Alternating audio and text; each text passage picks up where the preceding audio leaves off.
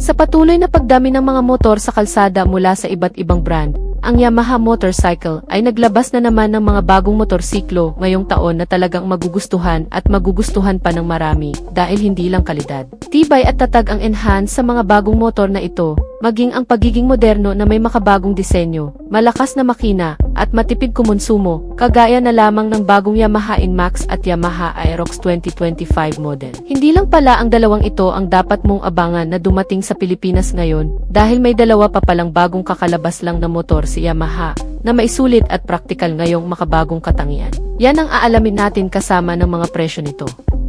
Pero bago yan syempre, kung bago ka pa lamang po dito sa ating channel, ay huwag kalimutang pindutin ang subscribe button pati na ang notification bell para naman ma-update kita lagi sa ating latest video upload. 2021 nung unang inilabas sa Pilipinas ang pinakabagong Mio scooter ng Yamaha Mio Gear. Ito ay mas naging popular dahil sa pagiging mas advanced at matipid nito kumpara sa ilang mga naunang Mio scooter ng Japanese motorcycle. Maraming dalang gamit at mas practical pa na klase. Kaya ngayong taon ay nagkaroon muli ng pinakabagong pag-re-update sa commuter na ito, gaya ng pagkakaroon nito ng bagong multi-purpose rear handle na pwedeng hawakan at pwede ring pagtalian ng mga gamit. Mas malapad at maluwang na rin ang seat na may anti-cramp, maluwag na legroom space, at may anti-cramp din na perpekto para mas komportableng sakyan at lagyan ng mga gamit. At may kasama pa itong practical na double hook na pinapadali ang pagdala ng mas maraming gamit dahil dito ay pwede mo lamang isabit din dito. Meron pang tapakan ng mga bata para sa komportableng pag-upo. May makabagong smartphone connectivity features na rin itong modelo na mas practical pa. Ang WayConnect system na kung saan dito ay maaari mong tingnan ang kondisyon ng iyong motorsiklo, lokasyon ng paradahan, at makakuha ng notifikasyon sa mensahe ng mga telepono o cellphone. Magagamit lamang ito sa isang Gear Ultima 125 Hybrid is na bagong bersyon ngayon kasama ang socket charger ng mobile phone. Laging maging handa na mag-charge ang inyong mga gadget kahit saan. Anumang oras na hindi na kailangan pang mag-alala tungkol sa pagkaubos ng baterya o pagkalubat. Meron din itong mga LED lighting system, LED headlamp na may magarang disenyo na ginagawang mas malamig at maliwanag ang pagmamaneho lalo na sa madidilim na kondisyon. Sinamahan pa ito ng hazard lamp kung saan nagbibigay ng mas practical at emergency na paggamit lalo na sa mga sitwasyong kinakailangan mong mas mapadali ang pagmamaneho o sa mga biglaang pagpapahinto sa gitna mismo ng kalsada na kung saan magkakaroon ka ng agarang visual sign sa mga kasabayan mo. Nilagyan din ito ng bagong digital speedometer. Malaki, cool at sobrang nagbibigay kaalaman na digital speedometer. Ginagawang mas kapana-panabik ang iyong biyahe sa isang malinaw at modernong display. Available lang din ito sa Gear Ultima 125 Hybrid is version. Ang tubeless tires na may malapad na 12-inch size ay may kabuuang sukat na 110 by 70 sa dalawang gulong sa harap at likod na ginagawang mas makapit, balansi ang pagmamaneho sa kahit anumang kondisyon ng kalsada na dadaanan.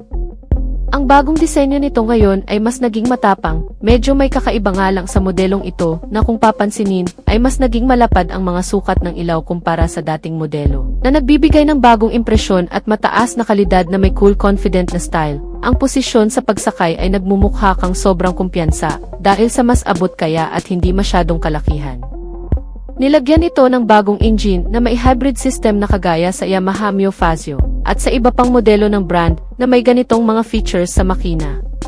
Ito ay may Blue Core Hybrid 125cc engine na mas malakas na raw ngayon kumpara sa dati. Environmental friendly at maaasahan kasama ang electric power assist start na ginawang mas maayos at mas matatag ang acceleration lalo na kapag umaakyat ito sa matatarik na kalsada, kaya maging sa mga ahonan ay hindi ka mapag-iiwanan. Meron itong malaking fuel tank ngayon na 5.1 liters. Mas maganda ito ngayon lalo na sa mga long ride dahil mas tatagal ang paggamit mo at napakatipid nito kumonsumo ng gasolina ngayon. Sa dating average fuel consumption nito na 45 km per liter, ngayon ay aabot pa raw ito ng 50 km per liter o mas higit pa. Bukod pa riyan itong bagong Yamaha Mio Ultima 125 Hybrid 2025 model ay nilagyan din ng idling stop and start system na kung saan higit na makatitipid pa sa konsumo ng gasolina at mas sopistikado. Automatikong namamatay ang makina kapag huminto at nagsisimula muli sa pamamagitan lamang ng pag-ikot ng gas. Magagamit lamang din ito sa Gear Ultima 125 Hybrid is nila. Nilagyan din ito ng 18.6 liters na hugis bowl na underseat compartment na kasyang-kasya ang helmet at iba pang gamit. Ang pinakamalaki sa klase nito ay sobrang praktikal dahil marami kang maikakarga dito. Itong Yamaha Mio Gear Ultima 125, pagdating sa kabuuang detalye ng makina, ito ay naka-liquid cooled, 4-stroke, single overhead cam, na may bore and stroke size na 52.4mm by 57.9mm. May kabuuang displacement na 124.86 cubic centimeter, na kayang gumawa ng hanggang sa 6.2 kilowatts sa kada 6,500 RPM, at maximum torque na 10.6 Nm sa kada 4,500 RPM. May fuel supply system na injected, isang city-type transmission na may V-belt lubricant, at starting system na electric. Pagdating sa chassis and suspensions, meron itong underbone body frame na may kasamang telescopic fork front suspensions, at unit swing arm, single-sided shock absorber. Ang kabuuang sukat ng gulong nito ay nasa 110 by 70 by 12 sa harap at likod, nilagyan ng disc brake sa front at drum brake naman sa likuran.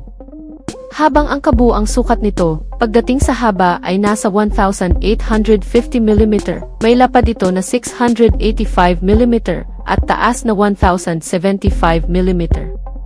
Ang wheelbase size nito ay nasa 1,280mm. Ang bigat nitong motor ay 95 kg, at may fuel tank na 5.1 liters, habang ang ground clearance size ay nasa 135mm. Ang seating height nito ay nasa 750mm, at may dalawang klaseng kulay na pagpipilian, ang dark gray at silver color. Ito'y kasalukuyang kalalabas pa lamang sa bansang Indonesia na nagre-range sa estimated price mula sa 79,000 pesos hanggang sa 84,000 pesos kung sakaling dadalhin na sa Pilipinas. So yan na muna ang ating latest news and update mga ka-Wizard Moto. At kung bago ka pa lang sa ating YouTube channel, ay huwag kalimutang mag-subscribe. Sa ating mga solid subscriber ay maraming salamat sa inyong walang sawang pagsuporta. Antabayanan lang ang ating susunod na video upload. Ride safe and God bless as always.